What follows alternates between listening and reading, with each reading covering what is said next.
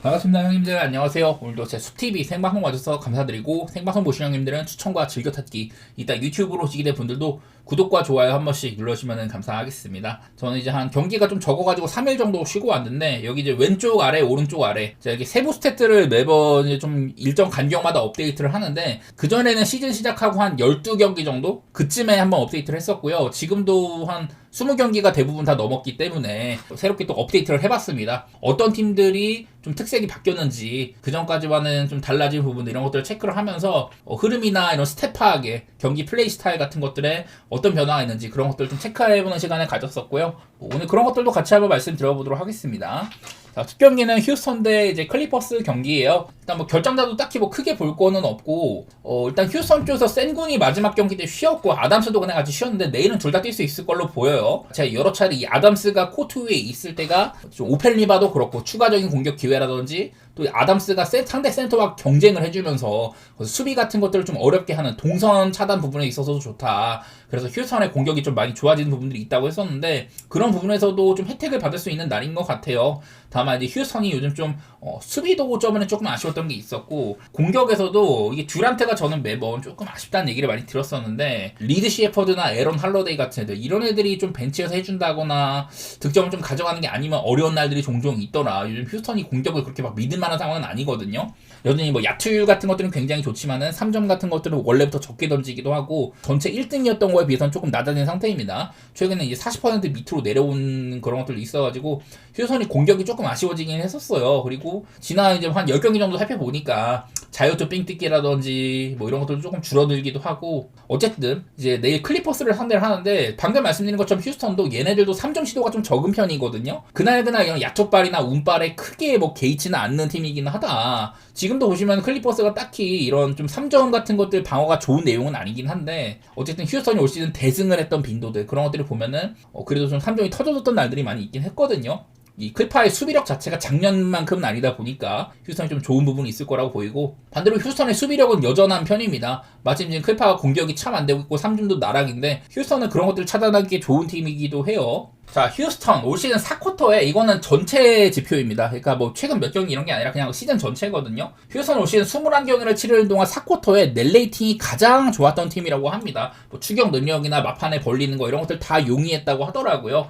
제가 매번 이게 클리퍼스가 4쿼터에 약한 팀이라서 상대 팀의 이런 4쿼터 능력을 좀 보는데, 휴스턴은 이 부분에서 좋은 면모가 있는 팀이라는 거고, 클리퍼스 시즌 전체로는 4쿼터 때 마이너스 10.2로 뒤에서 네 번째 정도입니다. 특히나 클파는 4쿼터 때 많이 떨어지는 것들이 있더라. 경기가 후반부로 갔을 때는 휴스턴한테는 좀 보험처럼 작용할 수도 있다. 그런 얘기도 될 것 같아요. 그리고 9.5라는 핸디값, 휴스턴이 3점에 많이 기대지 않는 팀이니만큼 2점 야투가 중요하고 또 자유투 뺑뛰기도 중요한데, 그런 부분에서는 괜찮을 것 같습니다. 클리퍼스 지금 딱히 뭐 수비적으로 좋아진 것도 많이 안 보이고, 또 리바운드에도 그렇게 능력이 없는 팀이기도 하거든요. 생각보다 콜린스 같은 애들이 리바가 좀 좋지가 못해요. 상대한테 오펜 많이 따는 것도 있었고, 그런 부분에서 휴스턴의 강점이 발휘될 만한 것 같다. 이 걱정스러운 거라면 이제 하든인데, NBA 30개 팀 중에 휴스턴 빼고 다른 모든 구단한테 40득점을 다 넘겨본 적이 있었어요. 하지만 이 휴스턴한테는 넘겨본 적이 없었다. 나이도 많이 들었고, 어쨌든 아멘 탐슨도 좋은 수비수이기도 하고, 개인적으로는 휴스턴 쪽을 좀 좋게 보고 있습니다. 3점에 크게 좌지우지되지 않을 가능성과 좀 많은 오펜시브 리바운드와 함께 더 많은 공격 기회, 이런 것들로 좀 이득을 챙겨갈 만하지 않나.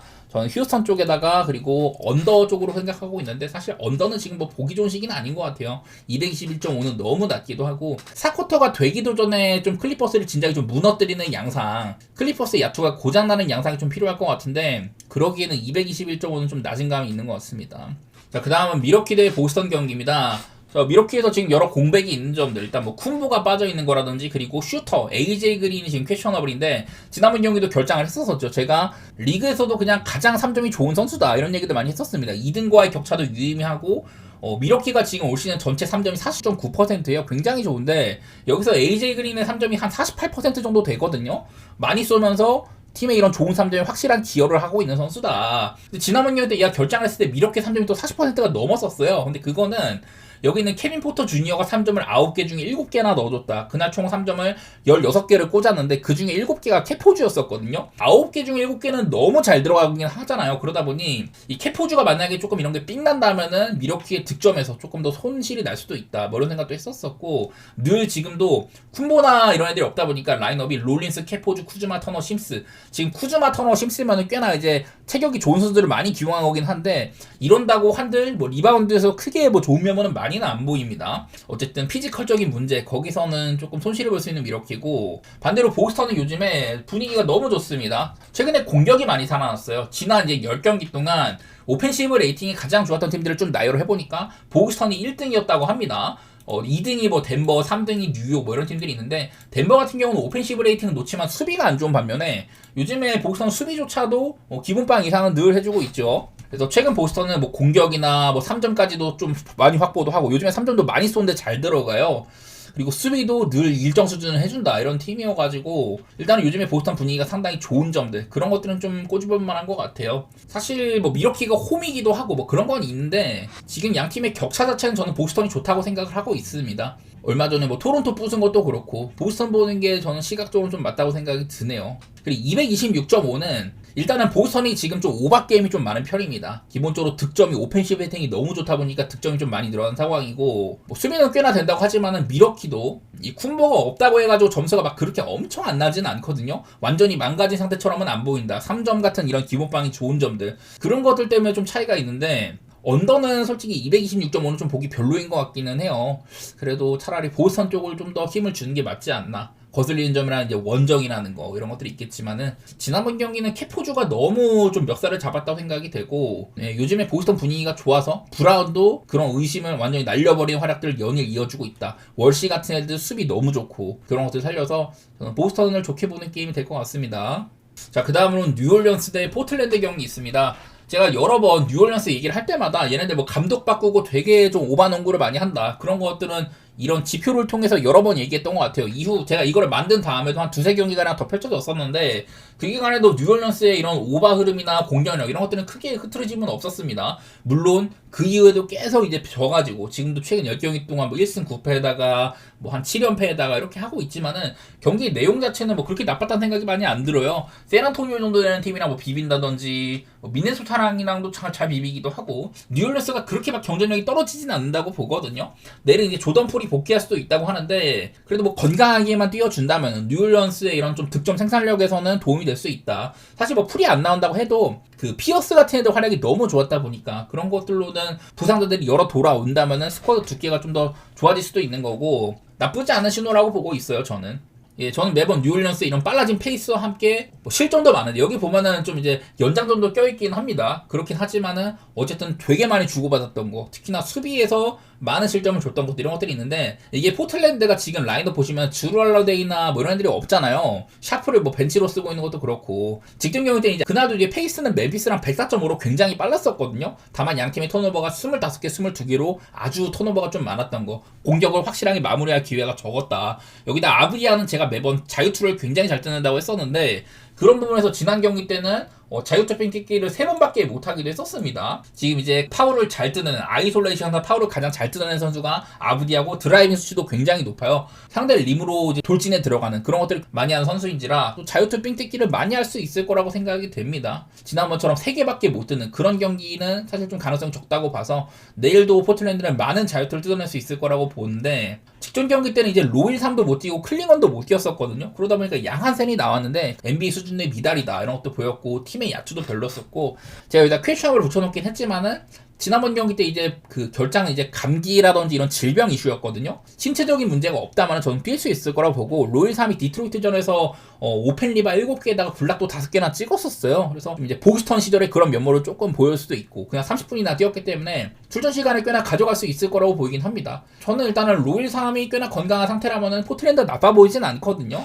저는 일단은 대체로 좀 빠른 페이스로 많이 주고받을 거라는 생각과 함께, 직전 경기처럼 자유투를 못 듣는 경기는 아닐 거다. 그래서 오바 보기엔 나쁘지 않아요. 또 이제 뉴올리언스의 데리 퀸 얘기를 해야 되는데, 33득점에 이제 또 트리플 더블까지 기록을 했었어요. 특히 저는 좀 핸드오프나 좀 패스 센스 이런 것들이 훌륭해가지고 어시스트를 10개나 올릴 수 있는, 그리고 트리플 더블을 못했을 때에도 상당히 어시스트 수치가 많이 좋았던 것들이 보였었거든요. 데리킨 같은 센터가 어시스트 능력이 있다면은 거기서 파생되는 공격 작업도 좀 훌륭한 부분들이 있습니다. 데리킨의 이런 좀 뭐랄까 좋은 스탯을 찍어내는 것들 이런 것들도 감독 교체 이후에 이브 메시 대신에 선발로 나온 것도 많이 있었었고 그런 부분에서는 뉴올리언스의 이런 오펜시브 레이팅이 꽤나 좋아졌다고 생각은 들더라고요. 사실 뭐 오바 같은 거 일단 내다보고 있기도 한데 물론 전체적인 역량 자체는 포트란드 뒤떨어진다고 보지만은 근데 또 공격 생산성에서 요즘에 꽤나 괜찮은 이런 공격 효율을 봤을 때는 저는 프렌도 띄울만 하다고 보기는 하거든요. 4.5라서 이런 좀 기준점도 아쉽긴 하지만은 저는 프렌이나 오바 뭐 그런 식으로 보도록 하겠습니다. 자, 그 다음은 세크라멘토 대 덴버 경기입니다.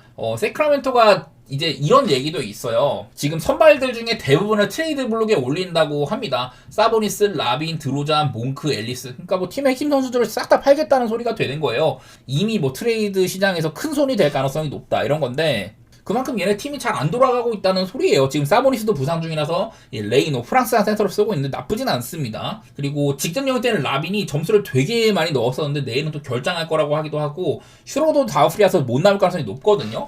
얘네들이 지난번 맞대결 때는 세크가 한번 덴버를 잡아낸 적이 있었습니다. 덴버 원정 가가지고 그 다음 경기도 미네소타한테 아마 이겨가지고 2연승인가 했던 시기죠. 세크가 유독 탁 튀었던 그런 날이 있었는데 그날 사실 라빈은 그렇게 좋지 못했던 반면 웨스트브룩이 21점이나 넣었습니다. 특히나 4쿼터 때 아주 대단한 활약을 했었었고요. 슈로더도 그날 21득점이나 했었거든요. 내일은 슈로더가 다우프리라고 못 나올 수도 있다는 건데 라빈이 그 전전 경기에서는 되게 짧게 뛰었어요. 18분 동안 2득점밖에 못했다. 다음 경기 때는 또 42득점이나 기록을 했습니다. 그래서 라빈이 아무래도 좀 세크에서는 이런 좀 득점 볼륨을 더해줄 수 있는 선수인데 득점 폭발 가능성이 있는 애들이 조금 없다는 소리가 되는 거거든요. 리스크가 조금 줄었다고 생각하는 편이에요. 물론 얘네들이 못하나도 있지만 라빈 같은 경우는 이런 수비에서 잃는 게 많을지라도 공격에서 확실히 좀 뽑아주는 것들이 있기도 한지라서 라빈이 못 나오는 거 저는 이거대로 좀 긍정적이라고 보고 있습니다. 자, 올 시즌 라빈이 이제 좀 결장한 경기들을 볼 건데 올 시즌에 한 2번 정도 빠졌었는데 골스와의 경기 이때는 이기긴 했지만은 골스가 아예 라인업이 커리, 버틀러, 그린이 없던 날입니다. 뭐 이길만한 경기 이겼다고 봐야 되고 그 다음에 애틀랜타한테 100점밖에 못 내면서 찢은 적이 있었고요. 그리고 가장 최근에 휴스턴전 라빈이 18분 뛰고 퇴근한 경기 이때도 팀이 95점밖에 못 뽑았습니다. 라빈이 빠진다는 거는 그만큼 세크라멘토의 공격 볼륨이 줄어든다는 걸 의미를 한다.